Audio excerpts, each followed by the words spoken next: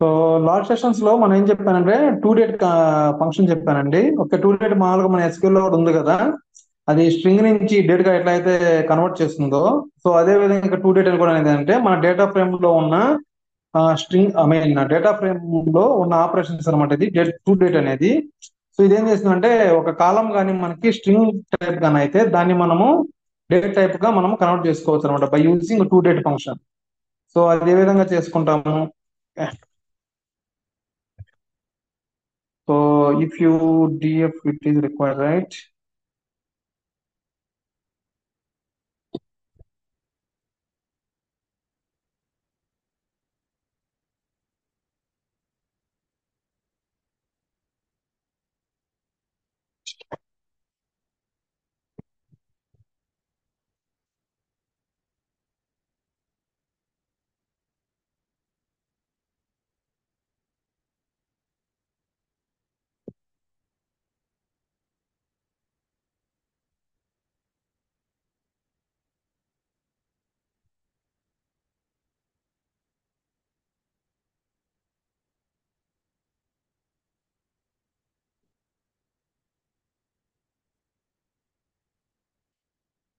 మనకి డిటి అనేది ఏ ఫార్మాట్ లో ఉందనంటే YYYMMDT ఫార్మాట్ లో ఉంది. దాన్ని ఏంటంటే మనము ఏ డేట్ లో కావాలనుకునే డేట్ కి మీరు కావాలంటే టూ డేట్ అని చెప్పేసి ఈ కాలం వచ్చింది చూడండి.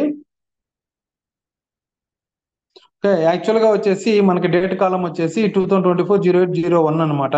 ఓకే, సో టూ డేట్ లో కూడా మనం ఏం చేస్తున్నాం అంటే YYYDD ఫార్మాట్ లో DD ఫార్మాట్ లో మనం కన్వర్ట్ చేసుకుంటున్నాము. సో ఇక్కడ టూ డేట్ అనేది కన్వర్ట్ చేస్తాం అంటే స్ట్రింగ్ అనమాట. సో యాక్చువల్ గా ఏంటంటే మీ డిఎఫ్ అనేది ఏంటిదనంటే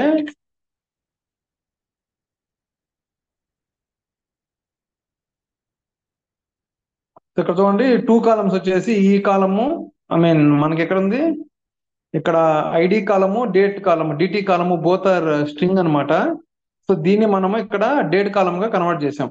సో ఇప్పుడు ఇది ఒకవేళ మీరు చూడాలి అనుకుంటే అది డేట్ గా కన్వర్ట్ అయిందా లేదా అనుకుంటే ఫర్ ఎగ్జాంపుల్ ఇప్పుడు జస్ట్ వచ్చేసి డిఎఫ్ ఈక్వల్ టు అని చెప్పేసి ఇదే రాయండి.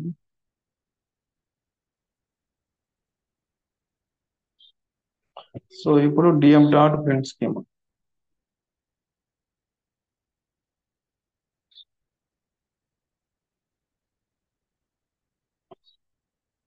వాట్ ఈస్ దిస్ యార్ నల్ టైప్ ఆబ్జెక్ట్. ఓకే, ఇది ఆల్రెడీ డేట్ టైప్ అది ఉంది కాబట్టి అది చెప్తుంది.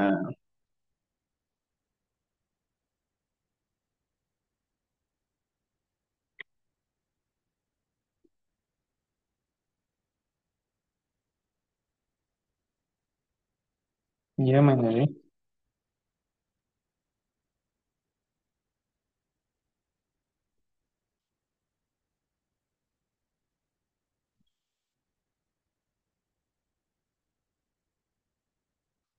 అబ్బా, నేను మిస్టేక్ చేశాను.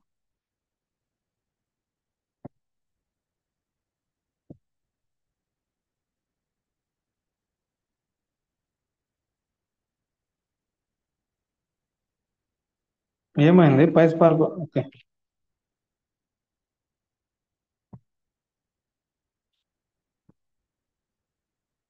అన్ఫార్చునేట్లీ నేను కంట్రోల్ C కొట్టాను. ఓకే, కంట్రోల్ C కొడితే అది కిల్ అయిపోతుంటది బ్యాక్గ్రౌండ్ లో ప్రాసెసర్. అందుకే అది వర్క్ అవ్వట్లేదు, అందుకే మళ్ళీ రీలాగిన్ అయ్యాను. ఓకే, సో ఆ విధంగా మనం డూ డేట్ అనేది ఫంక్షన్ వాడుకొని మనము డేట్ టైప్ ని మనం కన్వర్ట్ చేసుకోవచ్చు అనమాట. అంటే స్ట్రింగ్ ని మనం డేట్ గా కన్వర్ట్ చేసుకోవచ్చు. సో అదే విధంగా డేట్ ఫార్మాట్ అంటే ఏంటంటే ఫర్ ఎగ్జాంపుల్ మీ ఫార్మాట్ అనేది ఈ విధంగా ఉంది, మీకు డిఫరెంట్ ఫార్మాట్ లో కావాలి అనుకుంటే డేట్ ఫార్మాట్ అనేది కూడా మనము వాడుకోవచ్చు. ఓకే, సో ఇక్కడ మనకు ఆల్రెడీ డేట్ కాలం అనేది ఉంది. ఈ డేట్ కాలం అనేది మనకి మామూలుగా YYYDD దాంట్లో ఉంటే దాన్ని మీరు MMDDYY లాగా కన్వర్ట్ చేసుకోవాలనుకుంటే దాన్ని డేట్ ఫార్మాట్ అనేసి మనం రాసుకుంటాం. ఓకే, సో అదే విధంగా date add, date subtraction, date add months అనేసి మళ్ళీ త్రీ ఫంక్షన్స్ ఉన్నాయండి. సో ఇక్కడ డేట్ యాడ్ అంటే ఏంటంటే మీరు డేట్ కి ఫర్ ఎగ్జాంపుల్ నువ్వు 2 days అనేది యాడ్ చేసుకోవాలనుకుంటున్నావు. సే డేట్ అంటే డేట్ అనే కాలం కి 2 days, ఓకే, 2 రోజులు యాడ్ చేసుకోవాలనుకుంటే అంటే డే ఆఫ్టర్ టుమారో డేట్ ని మనం యాడ్ చేసుకోవాలనుకుంటే డేట్ అండర్ స్కోర్ యాడ్ అనేసి మన కాలం ఫంక్షన్ వాడుకొని, ఓకే, సో దాన్ని మనం అలియాస్ నేమ్ అని రాసుకోవచ్చు. సో అదేవిధంగా డేట్ అనేది సబ్ట్రాక్షన్ అనమాట, 2 రోజులు వెనక్కి, అంటే day before yesterday. Okay, so 2 days back కి మనం డేట్ సబ్ అనేది తీసుకోవచ్చు. అదే విధంగా యాడ్ మంత్స్ అన్నమాట. యాడ్ మంత్స్ అంటే మంత్స్ కి యాడ్ చేస్తాం. సో ఫర్ ఎగ్జాంపుల్ మనది ఏం మంత్ ఇది, 9th మంత్ కదా, 9th మంత్ కి 2 + 2 అంటే ఏమైందండి, ఆ అక్టోబర్, నవంబర్ మంత్ కి మంత్స్ యాడ్ అవుతాయి. సో అదే విధంగా యాడ్ మంత్స్ అని చెప్పేసి సబ్స్ట్రాక్షన్ కూడా చేయొచ్చు అనమాట, అంటే -2 పెట్టాలి. ఓకే, సో ఈ విధంగా మీకు డేట్ కి సంబంధించిన ఫంక్షన్స్ మీరు హ్యాండిల్ చేసుకోవాల్సి వస్తుంది. సో అదే విధంగా డేట్ డిఫ్ అనే ఫంక్షన్ ఉంది. ఈ డేట్ డిఫ్ అనే ఫంక్షన్ దేనికి వాడతారంటే, డిఫరెన్స్ బిట్వీన్ 2 days అనమాట. అంటే నీకు ఇచ్చిన డేట్ కి, అంటే నీ కాలంలో డేట్ అనే కాలం ఉంది కదా, ఈ డేట్ కి టుడే డేట్ కి ఎంత డిఫరెన్స్ ఉందో మనం చూడాలనుకుంటే, జస్ట్ డేట్ డిఫ్ అని చెప్పేసి నీ కరెంట్ డేటు, అంటే ఏదైతే నువ్వు కరెంట్ డేట్ తో కంపేర్ చేసుకోవాలనుకుంటున్నావు ఆ డేట్, కరెంట్ డేటు, అండ్ ఈ కరెంట్ డేట్ ఏదైతే నువ్వు కంపేర్ చేసుకుంటున్నావో ఆ కాలం నేమ్ అనేది ఇక్కడ మనం డిఫైన్ చేసుకోవాల్సి వస్తుంది. సో అప్పుడు ఇది రన్ చేసినప్పుడు మనకి ఏంటంటే ఈ రెండింటికి మధ్యలో డిఫరెన్స్ ఎంత అనేది మనకు చెబుతుంది అనమాట. సో దానికి డేట్ డిఫరెన్స్ అనేది మనం వాడతాం. ఓకేనా?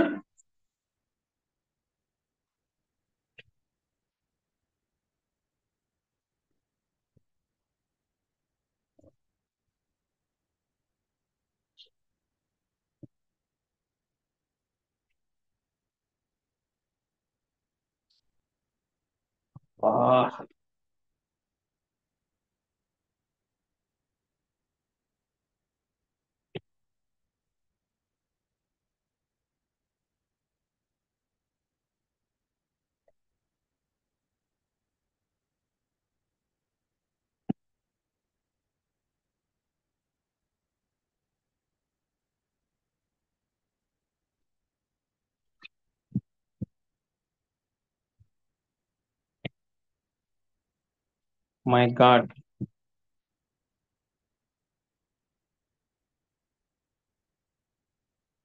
ఓహో, ఓహో, ఓహో, ఓహో, ఓహో, దట్స్ ఐ డిడ్ మిస్టేక్. నేను ఏం చేసిన అర్థమైందా అహ్మద్? అంటే అహ్మద్, డేటా ఫ్రేమ్ అది క్రియేట్ చేయలేదన్నా.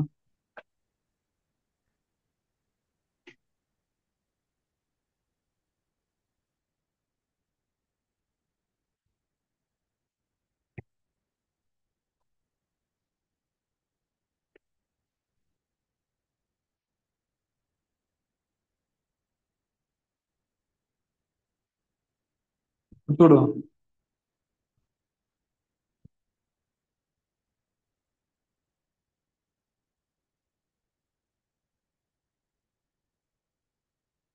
ఇక్కడ చూసావా, మనకి డేట్ అనేది ఇక్కడ ఏం చేశానంటే, ఇందాక డాట్ షో అని పెట్టాను. సో డాట్ షో అంటే ఏమైంది, ఇది మొత్తము అది డేటా అనేది ప్రింట్ అయిన డేటా వచ్చి ఇక్కడ డేటా ఫ్రేమ్ లో స్టోర్ అయిపోయింది. దానివల్ల మనకి కరెక్ట్ రిజల్ట్స్ రావట్లేదు అనమాట. సో నేనేం చేశాను అంటే, డేటా ఫ్రేమ్ లోకి జస్ట్ ఇది టు డేట్ అనే కాలం, న్యూ కాలం లాగా యాడ్ చేసుకున్నాను. సో ఆ కాలం కి డేటా ఫ్రేమ్ గా డిఫైన్ చేసుకున్నాను. దాని యొక్క ప్రింట్ స్కీమ్ అది ఇస్తే మనకి చూడండి, టు డేట్ అనేది డేట్ గా కన్వర్ట్ అయిందా లేదా. సో ప్రీవియస్ గా ఏంటంటే మీరు గమనించారు కదా ఇందాక, సో దీని స్కీమా వచ్చి స్ట్రింగ్ గా ఉంది డేట్ దగ్గర. ఇక్కడ మనం ఏం చేసాము, డేట్ గా కన్వర్ట్ చేసుకున్నాం. సో టు డేట్ ఫంక్షన్స్ లో మనం ఏంటంటే డేట్ అనేది మనం కన్వర్ట్ చేసుకుంటున్నాం అనమాట. సో ఈ విధంగా మీరు కన్వర్ట్ ఫంక్షన్స్ రాసుకోవాల్సి వస్తుంది. సో అదే విధంగా, సో ఇక్కడ కూడా చూడండి ఒకసారి.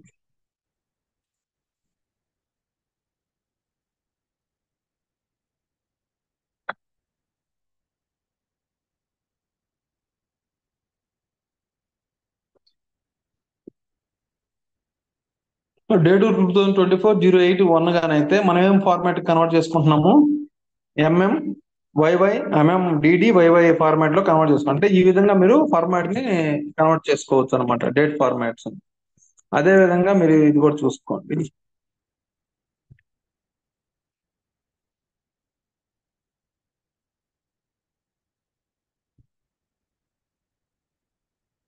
చూడండి, డేట్ ఇది మనకి డేట్ యాడ్ ఏం చేశాను, 2 days యాడ్ చేశాను.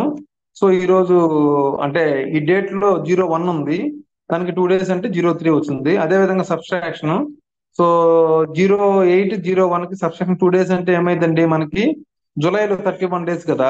So 31 and this first day పోయేసి 30 డేట్ అనేది మనకి డిస్ప్లే అవుతుంది. అదే విధంగా యాడ్ మంత్స్ అన్నమాట. మనకేం చేసాము 2 months యాడ్ చేసాము. సో 8 + 2 వచ్చేసి 10.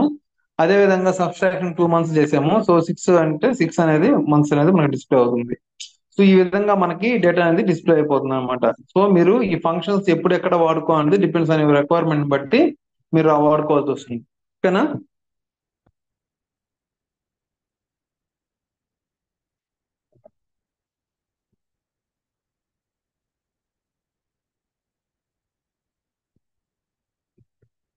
సో డేట్ డిఫ్ అని చెప్పాను కదండి, మన 2 days ని కంపేర్ చేయడానికి మనకి డేట్ డిఫ్ అనే ఫంక్షన్ వాడతారు. ఇక్కడ చూడండి, కరెంట్ డేట్ అంటే ఏంటండి, ఈ రోజు 089, ఓకే, 2024. ఓకే, సో మనకి గమనించండి, 0801 అంటే లాస్ట్ మంత్ ఫస్ట్ కి ఇప్పటికి ఎన్ని రోజులు కలిసింది, 38 days కదా. సో అది మనకి డేట్ అనేది డిఫరెన్స్ చూపిస్తుంది. అదే విధంగా 0701 కి ఇప్పటికి 69 days, 06 కి 01 కి 99 days, ఇట్లాగా మనకి డేట్ అనేది డిఫరెన్స్ అనేది చూపిస్తుంది ఇక్కడ.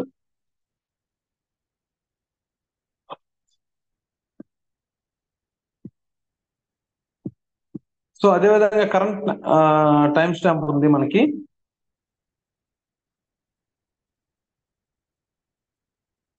So current time stamp, current date ఇవన్నీ ఇంపార్టెంట్ అండి మనకి. రియల్ టైమ్ లో ప్రతి సినారియోస్ లో ప్రతి ఒక్క ప్రాజెక్ట్ లో మనకి compulsory current dates, current time stamps ఇవన్నీ మనం వాడతాము. సో ఇక్కడ గమనించారా, ఇవంతా ఇట్లాగ వచ్చింది. దీని తర్వాత ఏం డేటా ఉందో మనం చూడాలంటే ఏ కమాండ్ వాడుకోవాలి? ట్రంకేట్ ఈక్వల్ టు ఫాల్స్ అనా? వెరీ గుడ్ అమ్మా, very good, awesome. Okay, truncate is equal to falls అని రాస్తే అది మొత్తం డేటా కూడా మనకు చూపిస్తుంది అనమాట. ఫర్ ఎగ్జాంపుల్ మనకి డేటా ఫ్రేమ్ లో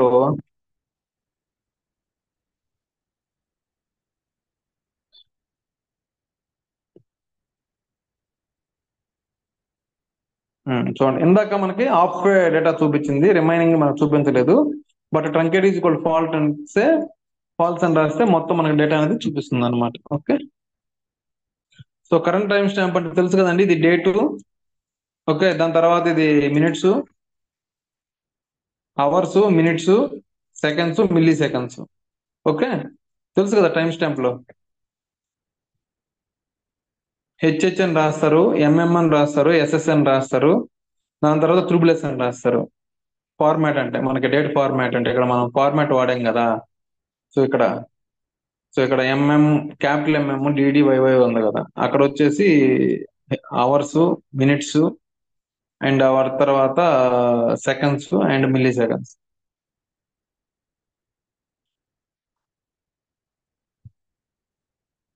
సో అదే విధంగా చూడండి, converts string time stamp to the time stamp. Okay, మనకి ఇప్పుడు జనరల్ గా ఏంటంటే ఈ డేటా ఫ్రేమ్ క్రియేట్ అయినప్పుడు మనకి డిఎఫ్ అనేది ఏముంటది అంటే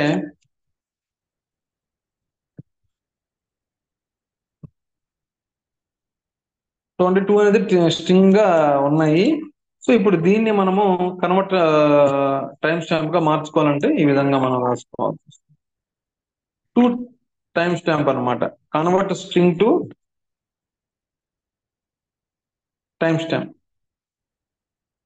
చూడండి మనకి సెలెక్ట్ డేటు, ఈ డేట్ ని మనకి టైం స్టాంప్ తో కన్వర్ట్ చేసుకో. ఓకే, టు టైం స్టాంప్ అనే ఫంక్షన్ మనం వాడుకొని మన స్ట్రింగ్ లో ఉన్న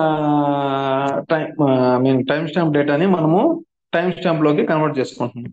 ఓకే, సో ఈ విధంగా మీరు ఇక్కడ చెప్పాను కదా, వైవైవై అంటే ఇయర్, ఎంఎం అంటే మంత్, డిడి అంటే డేటు, అవర్, హెచ్హెచ్ అంటే అవర్స్, తర్వాత ఎంఎం. ఒక అందుకే మీరు గుర్తుపెట్టుకోవాలి, క్యాపిటల్ ఎంఎం కి స్మాల్ ఎంఎం కి డిఫరెన్స్ ఉంటుందండి. స్మాల్ ఎంఎం అంటే మన seconds, minutes in your time stamp. But here date లో ఎంఎం అంటే క్యాపిటల్ ఎంఎం రాయాలి. ఓకే, అర్థమవుతుందా? అర్థమవుతుందా?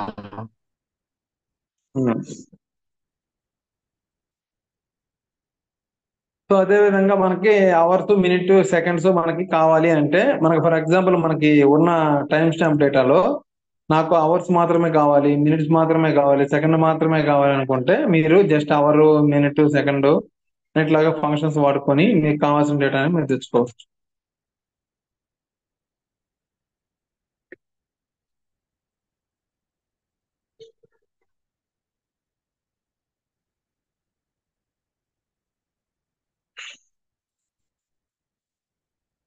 చూడండి, అవర్ వచ్చేసి 10, మినిట్స్ వచ్చేసి 1, తర్వాత సెకండ్స్ వచ్చేసి 19 చూపిస్తుందా మనకి. అంటే మీకు ఇచ్చిన టైం స్టాంప్ లో నుంచి అవర్ అంటే సపరేట్ గా, మినిట్స్ అంటే సపరేట్ గా, సెకండ్స్ అంటే సపరేట్ గా మనం తీసుకొని రావచ్చు అనమాట. సో ఈ విధంగా మనం ఫంక్షన్స్ మీరు రాసుకోవచ్చు టైం స్టాంప్ కి, డేట్ కి, ఇవన్నిటికి. ఓకేనా. సో నెక్స్ట్ వచ్చేసి గ్రూప్ బై ఫంక్షన్ అండి. గ్రూప్ బై అంటే దేనికి కొడతామా మనం SQL లో?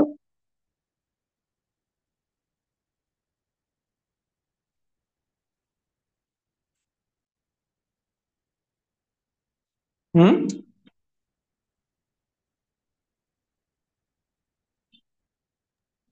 అంటే ఒక ఆర్డర్ లో డేటాను తీసుకురాను. Group by. Aggregate. Group. Okay. Group by దేనికి వాడతాం? జనరల్ గా అగ్రిగేషన్ ఫంక్షన్స్ గా వాడతాం. సో అంటే సమ్ గానీ, కౌంట్ గానీ, మినిమం గానీ, మాక్సిమం గానీ, ఇవన్నిటికీ మనము ఎక్కువ గ్రూప్ బై ఫంక్షన్స్ వాడతాం. అంటే ఒక గ్రూప్ లో ఉన్న డేటాకి మనం సమ్ గానీ, కౌంట్ గానీ ఇవన్నీ తీసుకునే దానికి మనం గ్రూప్ బై అనే ఫంక్షన్ వాడుకుంటాం. So let's see one data frame. మీరు ప్రాక్టీస్ చేస్తున్నారా?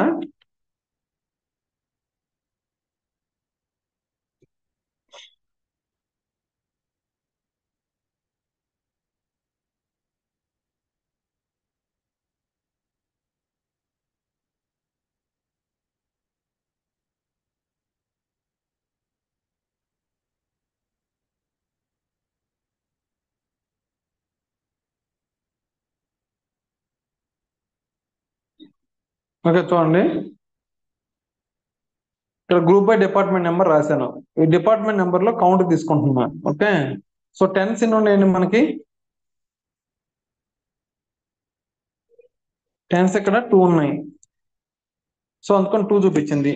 సో 40 అనేది ఎన్ని వచ్చినాయి? ఒకటే ఉంది, ఒకటే చూపించింది. అదే విధంగా 20s ఎన్ని ఉన్నాయి? 2 ఉన్నాయి.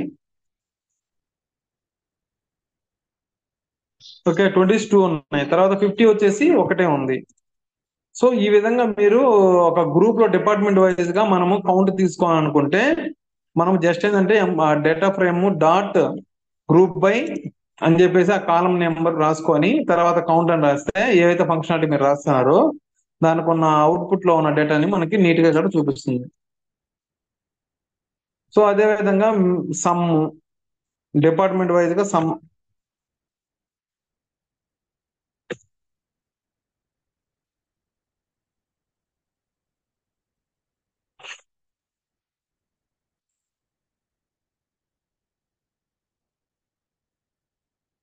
చూడు, 10th డిపార్ట్మెంట్ లో 2 శాలరీస్ ఉన్నాయి. సో వాళ్ళ శాలరీస్ ఎంత? 3000 and 5000. Total how much?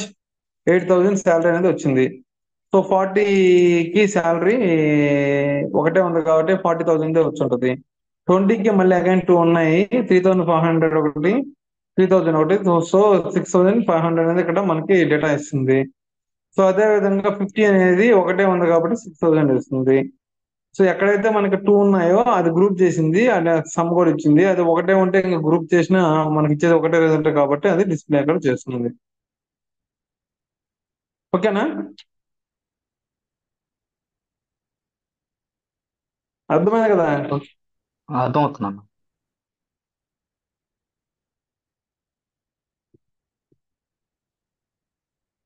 Aamir అర్థమవుతుందా? అమీర్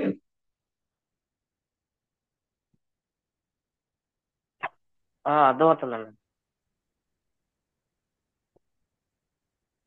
ఓకే. సో అదే విధంగా 2 కాలమ్స్ అన్నమాట. అంటే గ్రూపింగ్ లో మనం మామూలుగా ఐ మీన్ అహ్మద్, మనం మల్టిపుల్ కాలమ్స్ కూడా యాడ్ చేసుకోవచ్చు కదా గ్రూప్ బై లో.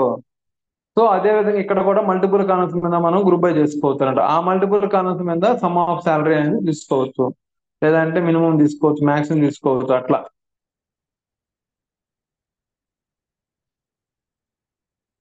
మల్టిపుల్ కాలమ్స్ మీద అగ్రిగేషన్స్.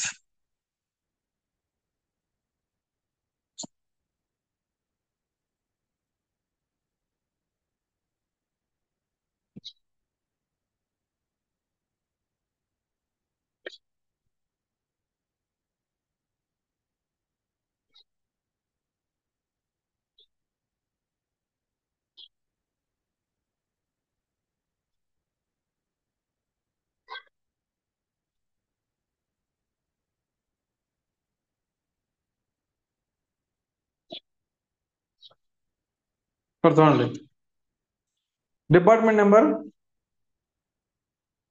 10 మనకి ఇక్కడ డేటాలో ఏమైనా డూప్లికేట్స్ ఉందా? Employee ID department number combination లో ఎంప్లాయ్ ఐడి ఈ రెండు కాంబినేషన్ లో మనం ఏమంటున్నాం అంటే సమ్ ఆఫ్ శాలరీ తీసుకోమంటున్నాం. సో సమ్ ఆఫ్ శాలరీ అంటే ఎంత వస్తుందండి? 8,000 రావాలి, అంతేనా?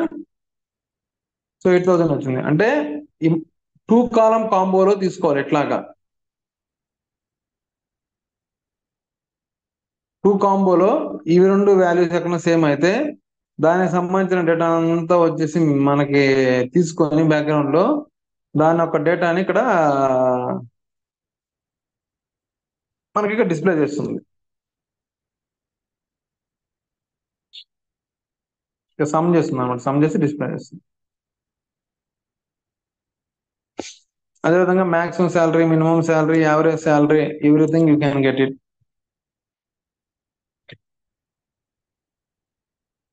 మాక్సిమం శాలరీ అంటే ఏముంటది మనకి? ఆ డిపార్ట్మెంట్ లో మాక్సిమం శాలరీస్, మినిమం శాలరీస్ అవి ఇస్తాయి.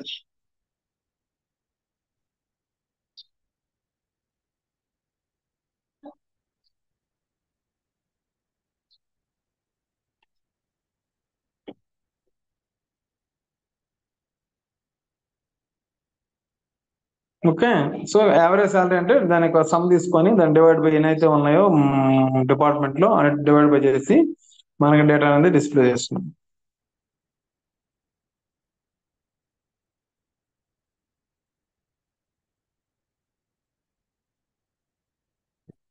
గ్రూప్ బై ని మల్టిపుల్ వేస్ కూడా చేసుకోవచ్చు అమ్మా. ఇది ఏంటంటే మీరు ఇట్లా కూడా రాసుకోవచ్చు, లేదనంటే గ్రూప్ బై అని చెప్పేసి డిపార్ట్మెంట్ నెంబర్ రాసుకొని తర్వాత అగ్రిగేషన్స్ అని చెప్పేసి ఏజీజీ అని చెప్పి రాసుకొని దాని తర్వాత మీకు ఏవైతే కావాలో అవన్నీ రాసుకొని ఇట్లాగా మీరు అలియాస్ నేమ్ పెట్టేసుకొని చేసుకోవచ్చు. సో అన్ని ఒకటేసారి కూడా మేము ఇట్లా రాసుకోవచ్చు అనమాట మొత్తం.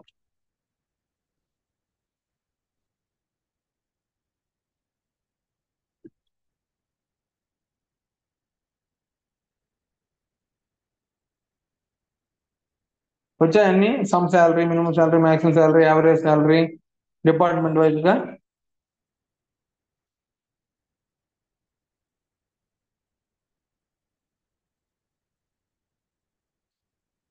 ఓకేనా?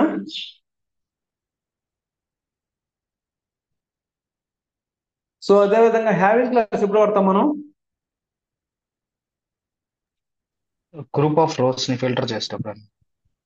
Very good. So group of records ని ఫిల్టర్ చేస్తున్నాం. సో గ్రూప్ ఆఫ్ రికార్డ్స్ మన ఎక్కడ వస్తున్నాయి? ఇవన్నీ మనకి గ్రూప్ ఆఫ్ రికార్డ్స్ వచ్చాయి. ఓకే.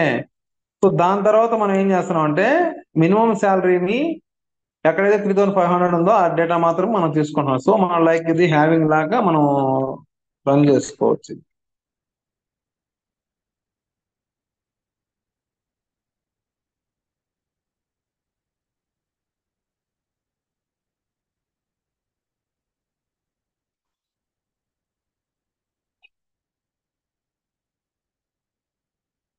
చూసావా? మినిమం శాలరీ అనేది 3,000 కంటే 500, 3,500 కంటే ఎక్కువ ఏవైతే ఉన్నాయో ఆ డేటా మాత్రం చూపిస్తుంది. ఇక్కడ చూడండి 4,000, 6,000 మాత్రం చూపిస్తుంది. రిమైనింగ్ 3,000 అవన్నీ మనకు చూపించడం లేదు ఇక్కడ.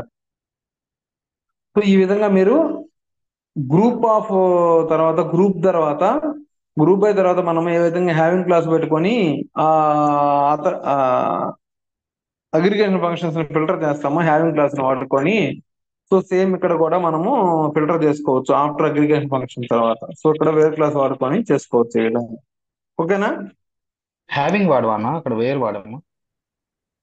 ఇక్కడ హ్యావింగ్ అనేది లేదమ్మా మనకి. ఓకే, ఇక్కడ మనం వేర్ క్లాస్ వాడుకోవాలి. ఓకే, అంటే హ్యావింగ్ కంప్లీట్ గా లేదా ఇంకా పైస్పార్క్ లో? లేదు. ఓకే, అంటే వేరు సింగిల్ దానికి సింగిల్ రోని ఫిల్టర్ చేయొచ్చు, అలాగే గ్రూప్ ఆఫ్ రోస్ కూడా ఫిల్టర్ చేయొచ్చు పైస్పార్క్ లో మీరు చెప్పిన విధానం. ఉమ్. Okay okay.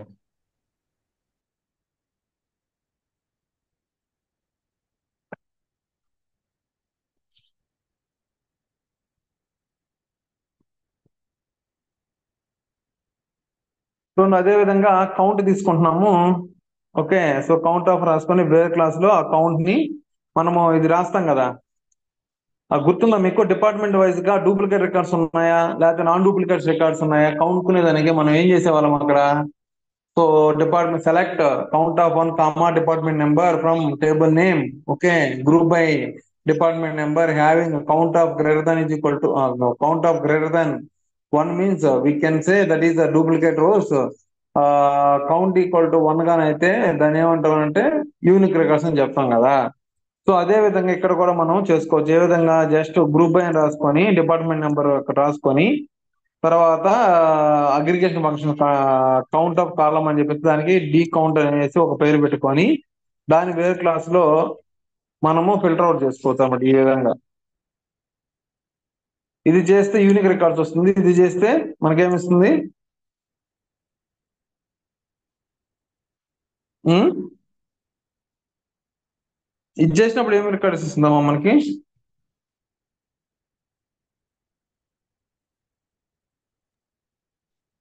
Equal to one ఉండేది వస్తుంది యూనిక్. ఉమ్.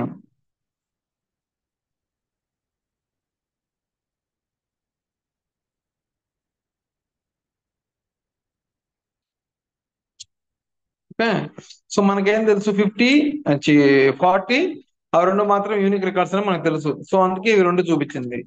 సో డూప్లికేట్స్ అంటే ఏంటి అనేది మనం చూపించుకోవచ్చు ఇక్కడ.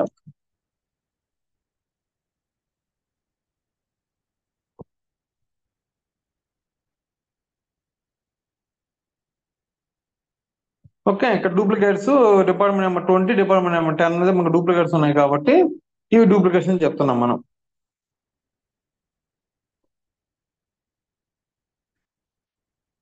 సో అదే విధంగా మీకు ఒక డేటా ఫ్రేమ్ ఉంది. ఆ డేటా ఫ్రేమ్ నేను ఎస్క్యూఎల్ టైప్ నేను ఎస్క్యూఎల్ లో తోపుని నాకు ఎస్క్యూఎల్ బాగొచ్చు. ఆ నేను డేటా ఫ్రేమ్ లో ఈ క్వరీస్ అని నేను రాయలేను, నాకు ఓన్లీ ఎస్క్యూఎల్ నేను రాసుకోవాలి అనుకుంటే మీరేం చేయొచ్చు అంటే యాజ్ ఇట్ ఈస్ గా డేటాని ఎక్కడి నుంచి అయితే అంటే సిఎస్వి ఫార్మాటా, పార్కెట్ ఫైల్ ఫార్మాటా, లేకపోతే ఎస్క్యూఎల్ లేకపోతే MySQL what ever database files. Okay, so మీరు రీడ్ చేసుకున్న తర్వాత డేటా ఫ్రేమ్ క్రియేట్ అయిన తర్వాత మీరు ఏం చేసుకోవచ్చు అని అంటే దాన్ని ఒక డేటా ఫ్రేమ్ ని మనం ఒక టేబుల్ గా కన్వర్ట్ చేసుకోవచ్చు. అది ఏ విధంగా అంటే create are replace temporary view అని చెప్పేసి మనం ఈ విధంగా రాసుకొని ఇది డేటా ఫ్రేమ్ డాట్ ఒక create are replace temporary view అని రాసుకొని ఇక్కడ ఎంప్లాయీ టేబుల్ నేమా లేకపోతే మీకు నచ్చిన టేబుల్ నేమ్ రాసుకొని తర్వాత జస్ట్ స్పాక్ డాట్ ఎస్క్యూఎల్ అని చెప్పేసి డబుల్ కోట్స్ లో మీకు కావాల్సిన కాలమ్స్ లేదా మీకు కావాల్సిన క్వరీస్ మీరు రాసుకొని వీటిని ఎగ్జిక్యూట్ చేసుకొని మీరు డేటా అనేది లోడ్ చేసుకోవచ్చు. అర్థమైందా?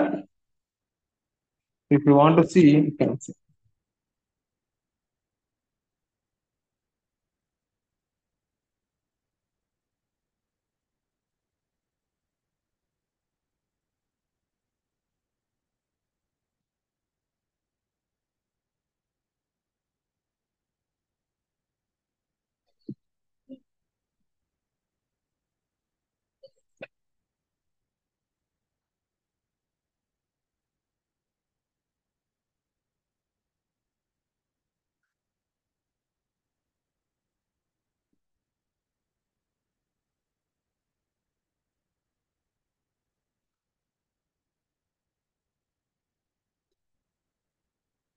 చూడండి, select department wise sum salary minimum salary from table name group by department number. మనం ఏ విధంగా అయితే డేటా చూపిస్తున్నామో గ్రూప్ బై లో దాన్ని ఇక్కడ కూడా మనము క్వరీస్ రాసుకోవాలి చూపించుకోవచ్చు.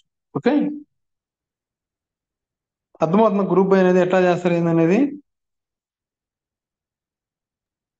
అర్థమవుతుంది.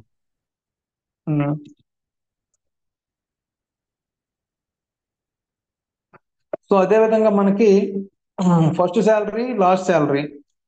So first salary last salary అంటే మనకి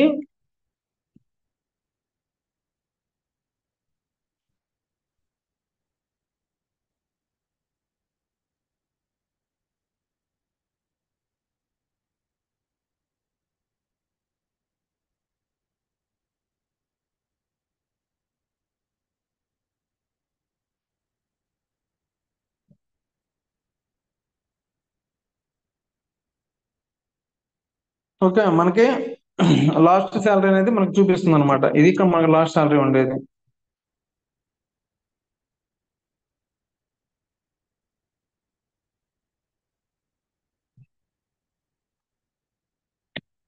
empdef డాట్ షో.